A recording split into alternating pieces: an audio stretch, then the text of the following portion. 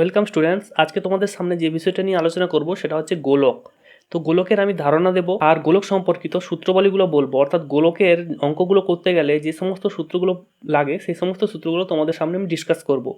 তো পশ্চিমবঙ্গ মধ্যশিক্ষা পর্ষদের দশম শ্রেণীতে একটা চ্যাপ্টার আছে গোলক বলে, সেই জন্য মাধ্যমিকে যারা পড়ো তাদের জন্য এই ভিডিওটা ভিভিআই খুবই ইম্পর্টেন্ট। তাছাড়া যারা বিভিন্ন ধরনের প্রতিযোগিতামূলক পরীক্ষা দিচ্ছ তাদের জন্য এই ভিডিওটা খুবই গুরুত্বপূর্ণ, কারণ গোলক থেকেও মাঝে মাঝে এরকম টাইপের অঙ্কগুলো চলে আসে।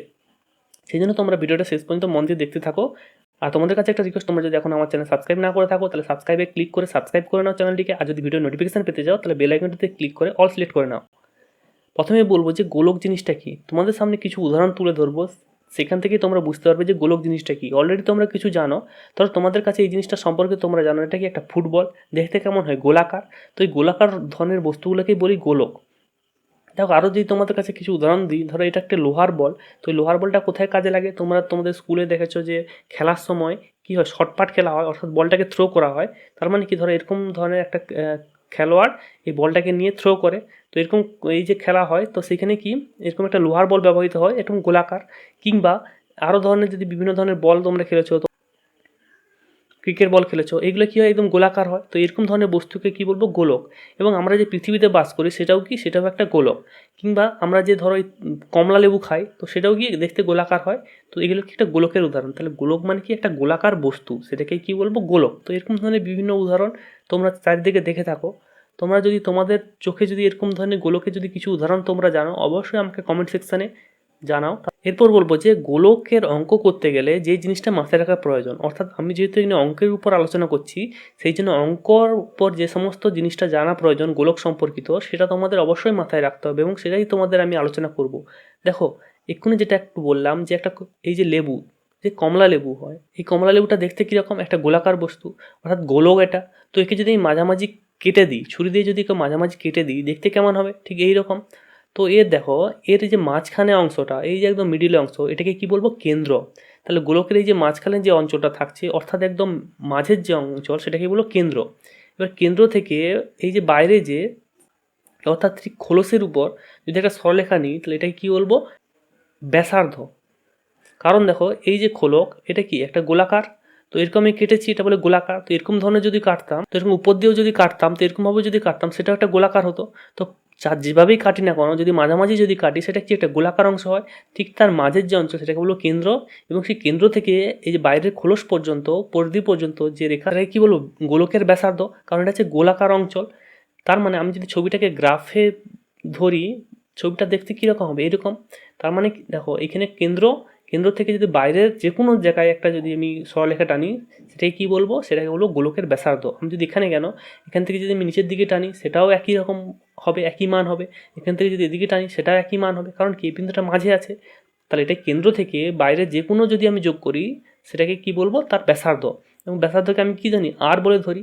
তার মানে গোলকের ব্যাসার্ধকে কী ধরবো, আর। আর ব্যাসার্ধ মানে কী জিনিস, একদম অভ্যন্তরের বিন্দু, যেটাকে আমি কেন্দ্র বলে বলছি। কেন্দ্র থেকে বাইরের অংশ, কারণ ওখান থেকে চারদিকে যদি যোগ করি, চারদিকের মানটা কী হয়, একই হয়। এবং সেটাই গোলকের মেন বিষয়, অর্থাৎ ব্যাসার্ধ। এটাই হচ্ছে গোলকের একমাত্র বিষয়, যেটাকে আমার জানা অবশ্যই প্রয়োজন। এই ব্যাসার্ধটা যদি জেনে নিই, তাহলে গোলকের আমি যে কোনো ধরনের অঙ্ক করতে পারবো। তার মানে গোলকের যে সমস্ত অঙ্কগুলো আসে, সেগুলো হচ্ছে কি, প্রথমে বের করতে দেয় আয়তন, অর্থাৎ আয়তন নির্ণয় করতে দেয়। তার মানে গোলকের আমার ব্যাসার্ধ আমার জানা অবশ্যই প্রয়োজন। তাহলে যদি আমি ব্যাসার্ধটা জেনে নিই, তাহলে আমি কী করতে পারবো, এরপর গোলকের আমি আয়তন বের করতে পারবো। তার মানে দেখো গোলক মানে এরকম একটা অঞ্চল হয়। তার মানে আমার ব্যাসার্ধ জানা আছে, ধরো কেন্দ্র থেকে শুরু করে বাইরের পর্যন্ত সেই সরলরেখাটা, তার দৈর্ঘ্য আমার জানা আছে, যেটাকে আমি আর বলে বলছি। তাহলে আয়তন মানে জিনিসটা কি, ধরো এরকমই বললাম যেটা কি লোহার বল, তাহলে আয়তন মানে কি, আয়তন মানে এর অভ্যন্তরে যতটা লোহা আছে, অর্থাৎ এই বলটা তৈরি করতে গিয়ে যতটা লোহা লেগেছে, সেটাকে কি বলবো, এরা আয়তন। তার মানে যদি ফুটবল বলি, ফুটবল মানে তার ভিতরে যে অঞ্চলটা আছে, অর্থাৎ যেখানে বায়ু আছে, যতটা বায়ু আছে, সেটাই বলবো কি, তার আয়তন। আয়তন মানে জিনিসটা কতটা দিয়ে তৈরি, অর্থাৎ এই যে লোহার বলটা কতটা লোহা দিয়ে তৈরি, সেই টোটাল যে পরিমাণটা, সেটাই হচ্ছে কি এর আয়তন। এবং আয়তনে অত কিছু ডিটেলসে না গিয়ে আমি জাস্ট আয়তনের সূত্রটা মনে রাখবো। আয়তনের সূত্র কি, গোলকের আয়তন সমান 4/3 পাই আর কিউব। পাই মানে কত, পাই মানে আমরা জানি কত হয়, পাই মানে হয় 22/7।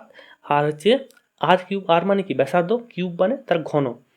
তাহলে এটাই হচ্ছে কি আয়তনের সূত্র, এইটাই আমাকে মনে রাখতে হবে। এইটা যদি জেনে যাই, তাহলে পেয়ে যাবো কি আয়তনের মান। আর আয়তনের সম্পর্কিত আরেকটা জিনিস মাথায় রাখতে হবে, যেটা কি এর একক। এককটা কী হবে, একক হচ্ছে কি, এর একক ঘন। এটাই আমাকে মাথায় রাখতে হবে যে আয়তন একক কি, ঘন। এরপর আসবো যে এর ক্ষেত্রফল। তো ক্ষেত্রফল মানে কি, ক্ষেত্রফল মানে ধরো এরকম যদি একটা গোলক হয়, তার যদি আমার ধরো কেন্দ্র থেকে বাইরের পর্যন্ত সরলরেখা অর্থাৎ আর অর্থাৎ ব্যাসার্ধ আমার জানা অবশ্যই প্রয়োজন। সেই ব্যাসার্ধকে যদি আমি আর বলে বলি বা ব্যাসার্ধটা যদি আমার জানা থাকে, তাহলে ক্ষেত্রফল আমি বের করতে পারবো। এবং ক্ষেত্রফল জিনিসটা কি, ধরো এটা যদি ফুটবল যদি বলি, ফুটবলে কি হয়, ভিতরটা ফাঁপা, বাইরে কি হয়, এটা একটা চামড়ার দিয়ে তৈরি হয় ফুটবল। এই অর্থাৎ কতটা চামড়া লেগেছে, অর্থাৎ যে বাইরের যে অঞ্চলটা, যে সাদা কালো মিশিয়ে যে ছোপ ছোপ যে দাগ করা আছে, এই যে বাইরের যে অঞ্চলটা অর্থাৎ এখানে যে ছোপ ছোপ দাগ আছে, সেটাকে কি বলবো, এর ক্ষেত্রফল। এবং ক্ষেত্রফলের সূত্রটা অবশ্যই আমার জানা চাই।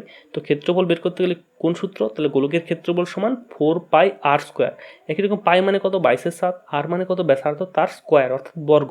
একটু আগে বললাম কি আয়তনের সূত্র, এক্ষুনি বললাম ক্ষেত্রফলের সূত্র। তোমরা এই ক্ষেত্রফলের সূত্রটা লিখে নাও এবং এই দুটো সূত্র অবশ্যই মনে রাখবে, কারণ এই দুটোর উপর গোলকের সমস্ত অঙ্কগুলোই হয়। দেখো আয়তন আর ক্ষেত্রফল এই দুটো জিনিস তোমাদের একটু ভালো করে বুঝিয়ে দিচ্ছি। এটা এই চিত্র সম্পর্কে তোমরা অবশ্যই পরিচিত। এটা কি একটা তরমুজ। দেখো তরমুজ যদি কাটা না হয়, তরমুজ যখন গোটা থাকে তখন কি দেখতে হয়, সবুজ রঙের। বাইরে যে যে সবুজ রঙের দেখতে, এই যে সবুজ রঙটা যেখানে আছে সেটাকে কি বলবো, তার ক্ষেত্রফল। অর্থাৎ এই যে বাইরে যে সবুজটা আছে অর্থাৎ যেখানে রং করা আছে এই যে পুরো অঞ্চলটা, তাহলে সেটাকে কি বলবো, সেটাকে বলবো এর ক্ষেত্রফল। আর এটাকে যদি কেটে নিই, ভিতরে কী হয়, এই শাঁসটা থাকে, তাহলে ভিতরে যেই যে শাঁস থাকে সেই শাঁসটাকে অর্থাৎ যেটা আমরা খেয়ে নিই সেটাকে কি বলবো, সেটাকে বলবো এর আয়তন। আয়তন মানে কি বলছিলাম, ভিতরের অঞ্চল। এবার আসছি অর্ধগোলকে। অর্ধগোলক মানে দেখো নাম শুনে বুঝতে পারছো যে অর্ধ মানে গোলকের অর্ধেক। অর্থাৎ দেখো এরকম যদি পুরো একটা গোলক থাকে, তাকে যদি যে কোনো অংশ যদি কেটে দিই সেটা হয়ে যাচ্ছে অর্ধগোলক। ধরো এই যে ধরো একটা যদি বলি, এটা এটা কী ছিল, একটা লেবু ছিল, এটাকে যদি মাঝামাঝি কেটে দিই তার মানে কী আসবে, এটা অর্ধেক হয়ে যাবে। তার মানে এরকম যে চিত্র সেটা হচ্ছে অর্ধগোলক। তো তার ক্ষেত্রেও দেখো এই যে মাঝের যে অঞ্চলটা অর্থাৎ উপরের যে সমতল, ওটা কেটে দিলে কী হবে, এই যে উপরের যে গোলাকার অঞ্চলটা হবে যেটা কী হবে, এটা হবে কি সমতল। তো এইখান থেকে দেখো প্রতিটা দূরত্ব কী হবে, সমান হবে। এখান থেকে কেন্দ্রের উপর যে কোনো জায়গার উপর বিন্দু যদি টানি সেটা কী হবে, সমান হবে। এবং সেটাকে কী বলবো, ব্যাসার্ধ। সেটাকে কী ধরে নিচ্ছি, আর বলে। বোঝা গেল। তাহলে এর ক্ষেত্রেও খুবই গুরুত্বপূর্ণ বিষয় কি, আর অর্থাৎ ব্যাসার্ধ। দেখো অর্ধগোলক আর গোলক জিনিসটা একই। গোলক মানে পুরোটা, অর্ধগোলক মানে ঠিক তার অর্ধেক। এর ক্ষেত্রেও কি তাহলে মনে রাখতে হবে যে অর্ধগোলকের ব্যাসার্ধ। তো এর ক্ষেত্রেও কী জানা প্রয়োজন, ব্যাসার্ধ। ব্যাসার্ধ মানে এর মধ্যবিন্দু তো হয় না, অর্ধগোলক যেহেতু উপরে যে সমতল অঞ্চলটা তার কেন্দ্র, সেখান থেকে যেখানেও যায় না কেন পরিধির উপর যে কোনো জায়গায় যদি সরলরেখার দূরত্ব নিই, প্রত্যেকটা কী হবে, সমান হবে। এবং তার মান কত হবে, আর।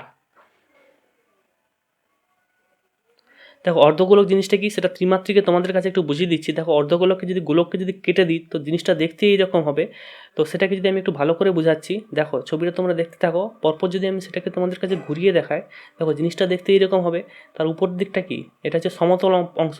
দেখো সেটা যদি পরপর ঘুরিয়ে দিই, পুরোটা কি একটা হচ্ছে গোলাকার, যেটা তার উপরই তলটা সেটা কি একটা বৃত্ত। দেখো এটাকে আবার আমি আগের অবস্থায় নিয়ে আসছি।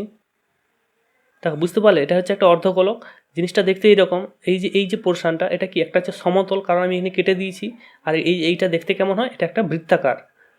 দেখো আমি ছবিটা আরও ভালো করে বুঝিয়ে দিয়েছি। তো এর হচ্ছে কেন্দ্র থেকে, ধরো এটা যদি আমি কেন্দ্র নিই, সেখান থেকে বাইরে পর্যন্ত এই যে সরলরেখা, এটা হচ্ছে পরিধি, যেটাকে আমি আর বলে বলছি। তো এবার অর্ধগোলকের আয়তন। দেখো পুরো গোলকের আমার আয়তন জানা আছে। পুরো গোলকের আয়তন কত, 4/3πr³। অর্ধগোলক মানে কি, এর অর্ধেক। তার মানে বাই যদি 2 করি, এবার দেখো 2 2 কাটাকাটি হবে, 2 2 4। এবার দেখো পুরো গোলক, অর্ধগোলক মানে বাই 2, তার অর্ধেক। তার মানে এটা তার আয়তন কত হবে, 2/3πr³। বোঝা গেছে, তার আয়তন কত হবে, 2/3πr³। দেখো পুরো গোলকের আয়তন 4/3πr³। আর যদি তার অর্ধেক নিই, তার আয়তন কত হবে, তার আয়তনটা অর্ধেক হবে, তার এটা কত হবে, 2/3πr³। এবার আসবে কি অর্ধগোলকের ক্ষেত্রফল। এবার দেখো যদি গোলকটা পুরোটা হতো, পুরো গোলকের ক্ষেত্রফল কত, 4πr²। এবার অর্ধগোলক মানে কি, তার অর্ধেক। তার অর্ধগোলকের ক্ষেত্রফল হবে কত, তার অর্ধেক। 2 দিয়ে যদি ভাগ করি, 2 2 4। দেখো সেই জন্য লিখে দিচ্ছি 2πr²। সেটা কি অর্ধগোলকের ক্ষেত্রফল। কিন্তু এখানে একটা জিনিস তোমার মাথায় রাখতে হবে। দেখো পুরো গোলক মানে কি, এরকম পুরো গোলক। অর্ধগোলক মানে কি, অর্ধেকটা কেটে দিয়েছি। তার মানে দেখো পুরো গোলক মানে কি, এই দেখো বক্রতলের ক্ষেত্রফলটা ছিল।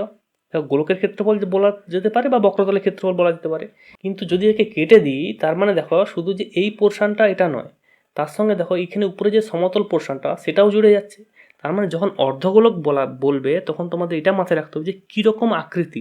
যদি শুধু এরকম আকৃতি হয়, মানে বাটি যেরকম যদি হয়, তার ক্ষেত্রে শুধু এই বক্রতল, তার ক্ষেত্রে হবে 2πr²। বোঝা গেল? আর যদি এরকম ধরো যেরকম মাদল বাজায়, যেরকম ধরো এরকম যদি ড্রামের মতো আওয়াজ হয়, যেরকম একটা এখানে আছে বক্রতল আছে আর উপরেও ঢাকনা আছে, তার ক্ষেত্রে কী হবে, এই যে বক্রতল প্লাস উপরের অঞ্চলটা জুড়ে যাবে। আর উপরটা দেখতে কীরকম বলছিলাম, যে এই যে উপরের অঞ্চলটা কেমন দেখতে বলছিলাম, একটা বৃত্তাকার। আর বৃত্তের ক্ষেত্রফল কত হয়, πr²।